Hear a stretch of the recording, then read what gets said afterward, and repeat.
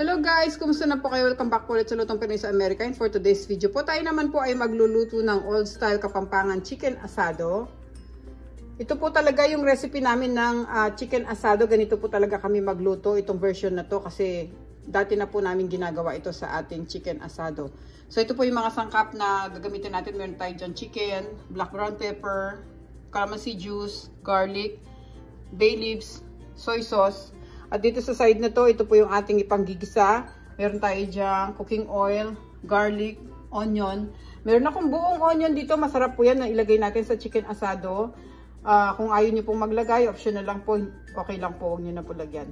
Tapos meron tayo dyan red bell pepper, water, tomato paste, at yung ating pork cube. Wala po akong chicken cube, kaya pork cube na lang po ilalagay ko. Lahat po ng mga sangkap na pinakita ko sa inyo, ililista ko po sa description below. Pakicheck nyo na lang po. At sa mga bago po dito sa aming channel, sana po mag-subscribe kayo sa Lutong Pinoy sa Amerika. Umpisahan muna po nating ibabad tong ating manok bago natin siya pakuluan, okay?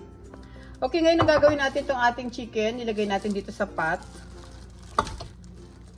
Kasi yung bagong version po ngayon ng chicken asado, kung ano na ng mga nilalagay nila, meron na siyang, diba, nilalagyan nila ng sugar, nilalagyan nila ng kung ano-ano. Ito po yung old style, wala po siyang liver spread. So ilalagay lang po natin dito sa ating manok tong ating soy sauce, calamansi juice, bawang, tapos ito pong black brown pepper, at yung bay leaves natin.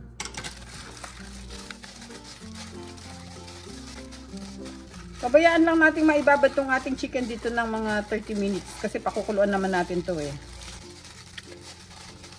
Lagay natin yung takip. Ngayon guys, sinalang na natin siya dito sa stove. Pwede na natin siyang pakuluan.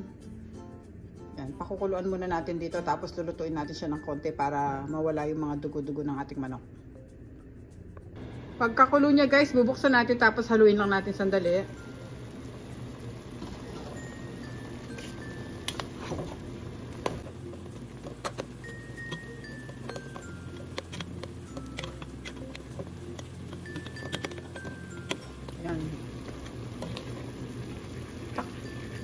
Ngayon takpan natin ulit. Hintayin lang natin na maluto ng konti yung manok natin. Ilagay natin yung apoy sa medium heat. Ayan. Ngayon napakuluan na natin yung ating manok. Check natin. Pwede na natin i-off yung ating stove. Ilagay natin sila dito sa bowl. Set aside muna natin sila. Tanggalin natin sila dito sa ating sauce. Hindi pa luto yan guys ha. Hindi pa luto yan. Gigisa pa natin tong ating manok.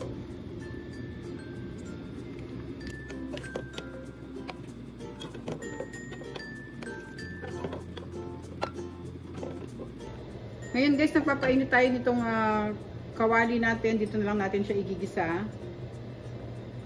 Medyo mainit na siya. Ilagay natin yung ating mantika.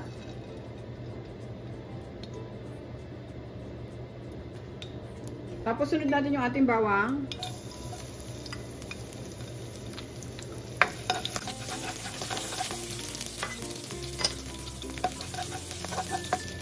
Lalagay ko na rin itong ating sibuyas.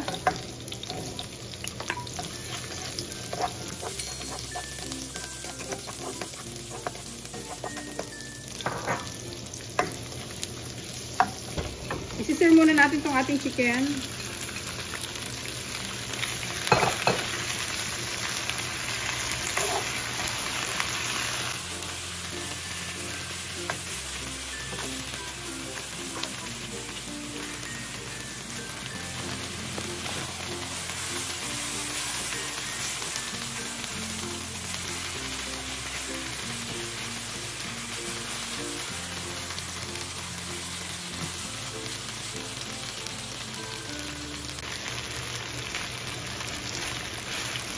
Ngayon guys, pwede na natin ilagay yung ating tomato paste. Kalahati lang nitong lata natin ang ilalagay natin. Ito. Half lang ang ilalagay ko. Mix muna natin siya.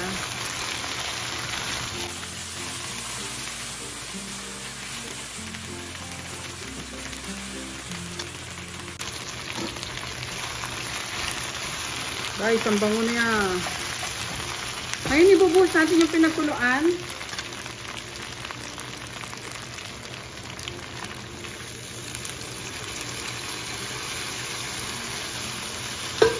Lagyan na rin natin itong ating red bell pepper. Yung ating pork cube. Kung may chicken cube kayo, pwede rin. Kasi wala lang akong chicken cube, kaya pork cube na lang ilalagay ko. Saka ububuhos yung tubig natin. Yan. Pakukuluan pa natin ito, guys.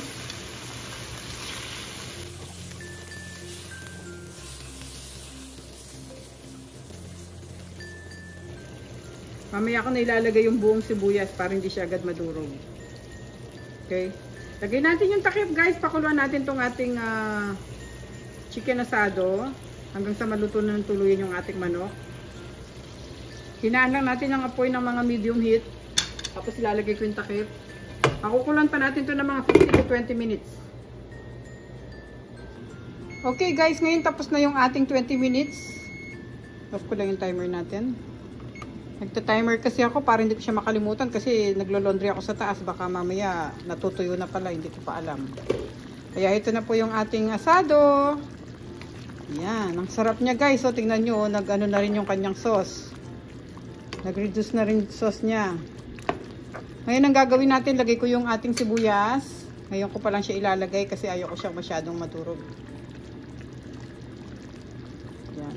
Ayun yung maglagay, guys, ng sibuyas, okay lang. Kasi gusto namin ng asado na meron siyang buong sibuyas para mas masarap siya.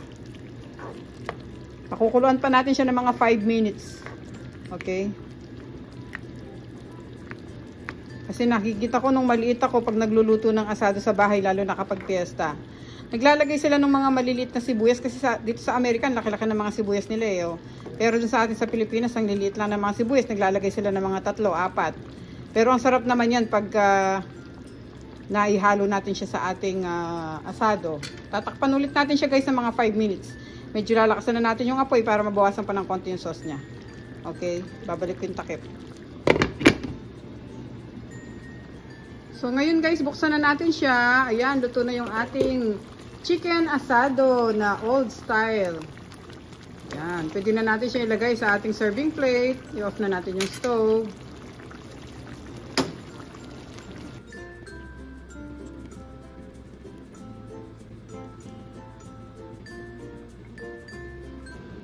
Okay, guys, ito na po yung ating old style ng Kapampangan chicken asado. Napakasarap po nito, guys, lalo na po sa mainit na kanin. Subukan nyo po itong ating recipe. Hindi po kayo magsisisi. Pwede po itong ihanda para sa Christmas, para sa mga anak nyo. Hindi po nawawala ito sa handaan or sa mga, kahit sa mga outing namin sa Pampanga. Lagi po kami may chicken asado or pork asado. Panoorin nyo rin po yung other videos ko. Yung pong version din po ng pork asado. Masarap din po yun. I-check nyo po sa aking YouTube channel. Marami po kayong makikitang mga recipe doon. Pag-check nyo po yung ating YouTube channel. Salamat po. Ingat po kayong lahat, guys. Ito na po ang ating old style ng Kapampangan chicken asado. Thank you so much, guys, for watching. Sana po nag-enjoy kayo sa recipe natin ngayon. Ingat po tayong lahat and God bless po.